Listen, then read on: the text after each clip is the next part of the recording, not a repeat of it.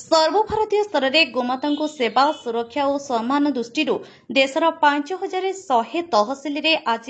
दस्तखत अभियान चालू रही महामहिम राष्ट्रपति प्रधानमंत्री राज्यपाल और मुख्यमंत्री उद्देश्य हरभंगा तहसिलदार बलदेव बेहेरा टाकरार बाबा त्रिलोचन दास छत्रंगर बाबा खगेश्वर बानप्रस्थी और रांभिकोटार धुलिया बाबा कोको भाई बबुल भाई रवि भाई और राजू भाई मिसी ज्ञापन दाखल करथिले। सेहिपरि हरभंगा ब्लॉक डंगाखोल स्थित श्री श्याम गोशाला अध्यक्ष विजय कुमार अग्रवाल नेतृत्व में दाबीपत्र प्रदान करा बौद्ध तहसिलदार अनुपस्थित अतिरिक्त तहसिलदार बौद्ध जिला संत समाज सभापति बाबा लक्ष्मण दास जिला ब्राह्मण समाज संपादक देवाशीष पुरोहित बजरंग दल कर्मकर्ता समेत बौद्ध ब्लॉक और म्युनिसिपालिटीर गोप्रेमी माने जोगदे गौ सुरक्षा निमंते स्लोगान दे कीर्तन करी शोभायात्रा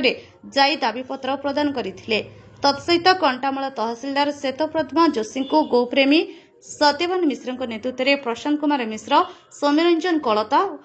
बालमुकुंद साहू पुरुषोत्तम हाथी रामेश्वर खमारी और विश्वविहारी महला प्रमुख दाबीपत्र प्रदान करथिले। बौद्धरू प्रतिभास पलिया हरभंगारू पपुन गाईगोरिया कंटामालू राज महाकुड़ू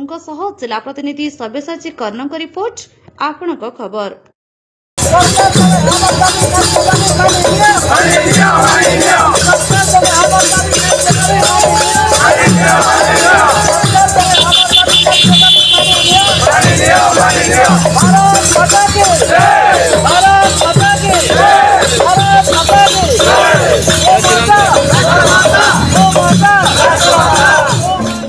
अधिक खबर पाई आम चैनल को लाइक शेयर और सब्सक्राइब करंतु।